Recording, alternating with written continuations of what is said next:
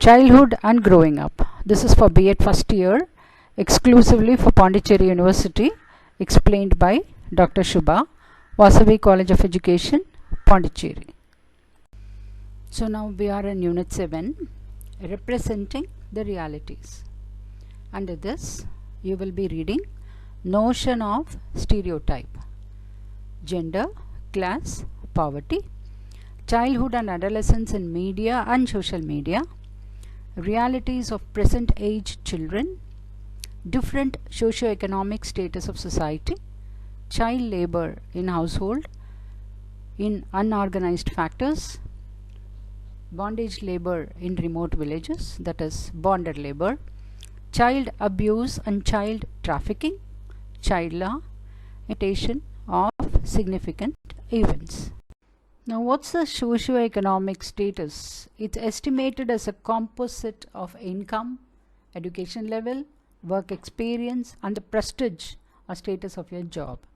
It's your position in the society, and the social position is in relation to others. Social class is more than just income and money. It's because of education and the work which you are doing. Socioeconomic status is typically broken into three levels, high, middle and low, to describe the three places a family or an individual may fall into.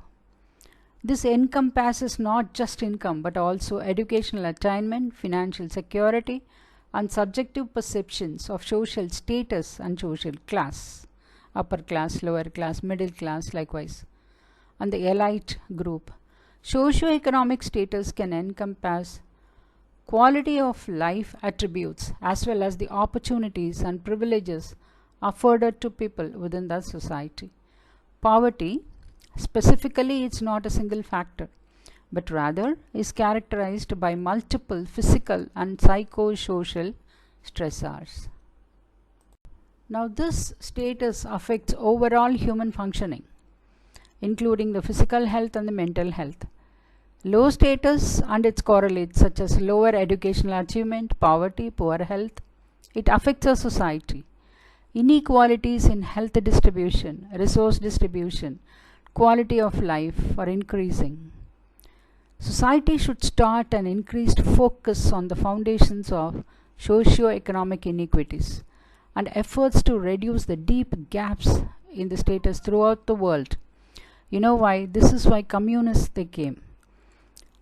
If people are not having anything and somebody is having everything and they are having a lavish life, then these people will start to steal and start to some other dishonest means to grab wealth from the other person. This is a grave situation. Now, what is this child trafficking? The Convention on the Rights of the Child refers to this trafficking as illicit transfer and non-return of children. That is taking away and grabbing the children, and they are taking away for something else, for physical or sexual abuse, and they don't return the children to their home. Child trafficking is the recruitment, transportation, transfer, harboring or receipt of children for the purpose of exploitation. It's a violation of their rights, their well-being, denies them the opportunity to reach their full potential. Traffickers organize themselves via large international networks which engage in many activities such as drug trafficking or prostitution. So the International Labour Organization's estimation 1.2 million children being trafficked each year, every year.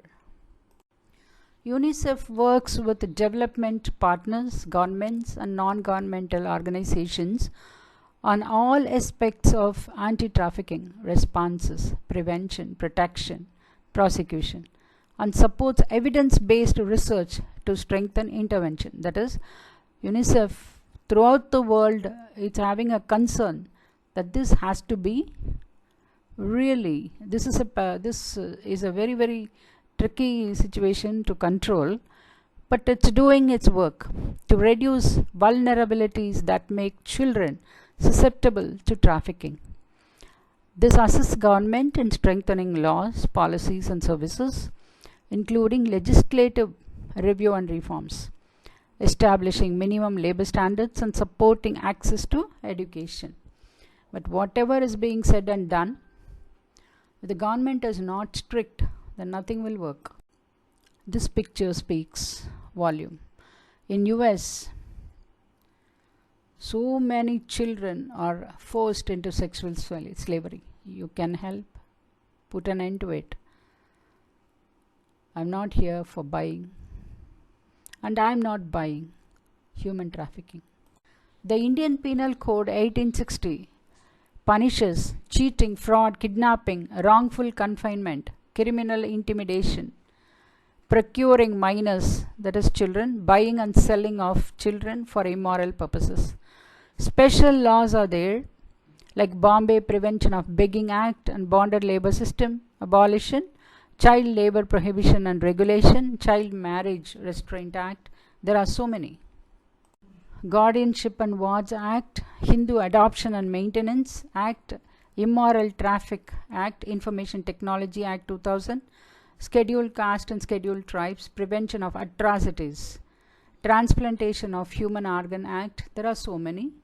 So what are these child rights? The right to life, right to a name, right to express his views, right to freedom of thought, conscience and religion, the right to health care, the right to protection from economic and sexual exploitation. A child should be given his due rights. For that, we have this child law. The aims of this law are as follows: to implement the rights of the child recognized in the United Nations Conventions of the Rights of the Child, to protect the rights of the child, to protect in order that children may enjoy fully their rights in accordance with the law, to carry out measures for the best interests of the child, depending upon the financial resources of the state, to enable custody and care of children in need of protection and care by the state or voluntary social workers.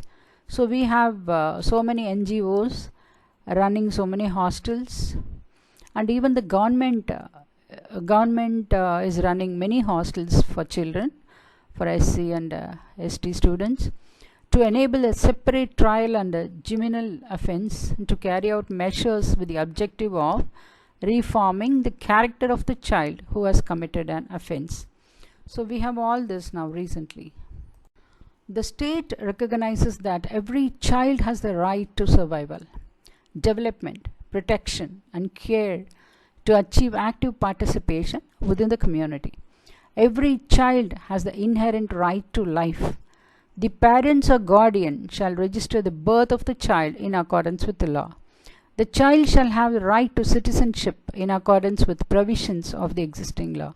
Maintenance, custody and care of children, cultivating and promoting the all-round physical, intellectual and moral development of the child shall be the primary responsibility of parents and guardian.